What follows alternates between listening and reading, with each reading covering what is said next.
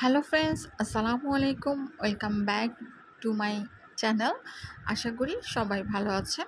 আলহামদুলিল্লাহ, আমিও ভালো আছি। অনেক দিন পর একেবারে আবার রেসিপিতে এডিটিং করা শুরু করেছি। আসলে এই ভিডিওটি অনেক আগে করা হয়েছিল, কিন্তু আমার এডিটিংটা করা হয়নি। তো চেষ্টা করব এখন থেকে আবার রেসিপি আপনাদের সাথে শেয়ার করা। তাহলে চলুন ভিডিওটি শুরু করা যাক। এখানে একটি বেগুন নিয়েছি, আর বেগুনটি আমি এভাবে কেটে নিয়েছি। ভিডিওটি দেখেই বুঝতে পারছেন কিভাবে কেটে নিয়েছি।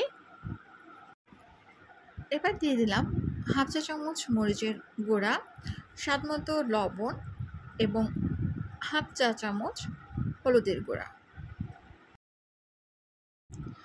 এবার সব কিছু খুব ভালোভাবে বেগুনের সাথে মাখিয়ে নেব।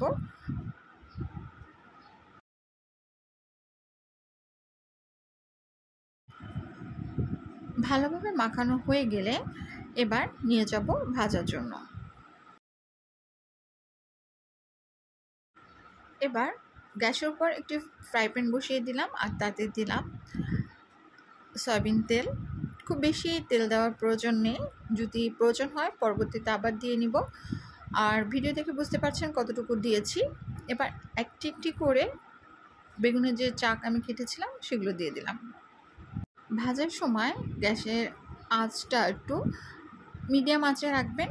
খুব হাই হিটে দিলে কিন্তু বেগুন কাঁচা থাকবে ভিতরে, আর উপর দিয়ে পুড়ে যাবে।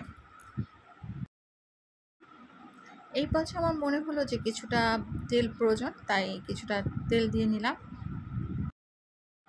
এভাবে এক পাশ ভাজা হলে অপর পাশে উল্টিয়ে দিলাম। উভয় পাশ ভাজা হয়ে গেলে বেগুনের চাকগুলোকে একটা সাইড করে নিলাম।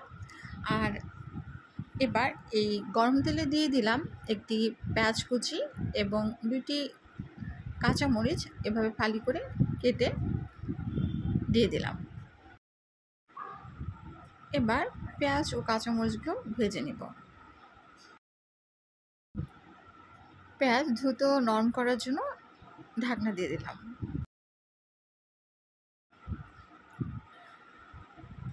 2-3 মিনিট পরে ফিরে আসলাম। এবার আরও 4-5 মিনিট গ্যাসের উপর এভাবে রেখে নামিয়ে ফেললাম। এবার বেগুন ভাজা আপনাদেরকে পরিবেশন করে দেখালাম। ভিডিওটি দেখেই বুঝতে পারছেন যে রেসিপিটি কতটা লোভনীয় হয়েছে। যারা বেগুন ভাজা করে খান তারা তো জানেনই যে এটা খেতে গরম ভাতের সাথে কতটা মজার। আর যারা না খেয়ে থাকেন তারা অবশ্যই আমার রেসিপিটি ফলো করে খেয়ে দেখবেন। আশা করি আপনাদের পছন্দ হবে।